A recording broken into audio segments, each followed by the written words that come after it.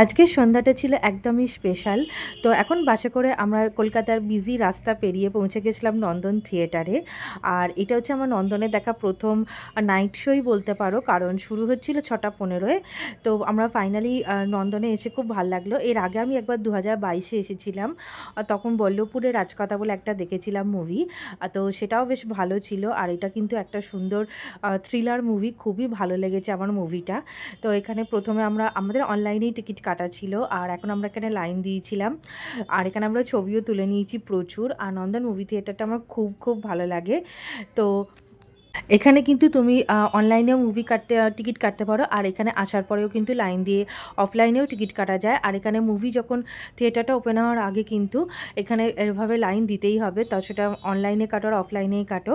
আর বয়স্ক ব্যক্তিদের জন্য এখানে লিফট আছে, তো যারা সিঁড়ি দিয়ে উঠতে পারবে না তো তারা লিফটে উঠতে পারে। যেহেতু বাবা লিফটে যাচ্ছিলো তো বাবার সাথেই চলে গেলাম, আলাদা করে আর যেতে ইচ্ছা করছিল না।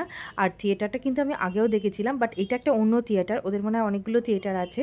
তো এটা কিন্তু খুব ভালো ছিল থিয়েটারটা, চিল্ড এসি ছিল, চেয়ারগুলো একটু ছোট ছিল, বাট হেলদি পিপলদের জন্য একটু প্রবলেম হয়। পেছনে হচ্ছে ওপরে ব্যালকনি সিটটা, আর এটা হচ্ছে ফ্রন্ট সিটটা। যেহেতু আমার বাবা উঁচুতে যেতে পারবে না, পায়ের প্রবলেম আছে হাঁটুর, তো সেই জন্য আমরা সামনের সিটটাই নেওয়া হয়েছিল। আমাদের বুকিং অ্যামাউন্ট ছিল 50 রুপিস করে, আর তার সাথে জিএসটি নিয়ে 185 টোটাল পড়েছিল।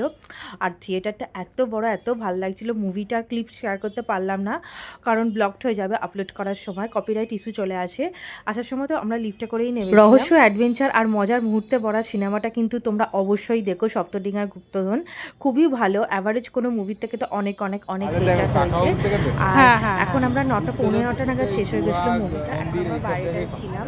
আর ছিলাম কারণ আমাদের সামনে দিয়েই বাসটা যাবে, আর ওই বাসটা কিন্তু 9টার পরে ওই রাস্তাটা ওপেন হয়, তার আগে ওটা ওয়ান সাইডেড মানে ওয়ান ওয়ে থাকে। তো একটুখানি বসেছিলাম 3 থেকে 4 মিনিট মতন, আর খুব ভালো লাগছিল আমার।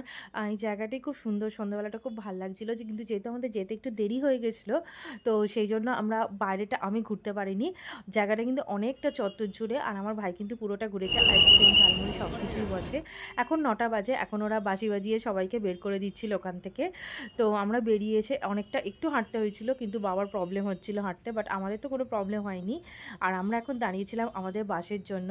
তো ফাইনালি আমাদের বাস চলে এলো, আর এই আন্দুল স্টেশনের এই বাসটা চেপেই আমরা এসেছি। বাসে ভাই তো ইঞ্জিনের ওপরে বসেছিল, আর আমরা এরকমভাবে বসেছিলাম, কারণ এখন রিটার্ন টাইমে বাসে কিন্তু যথেষ্ট ভিড় থাকে। 9:30টার মধ্যে আমরা আমাদের ডেস্টিনেশনে পৌঁছে গেছিলাম। দেন এখানে আমরা একটু রেস্ট করছিলাম, খুবই ভালো লাগছিল। আর চাঁদটা আজকে পূর্ণিমা হয় খুব সুন্দর উঠেছে। দেন আমরা টোটো করে মায়ের হাতে ডিনার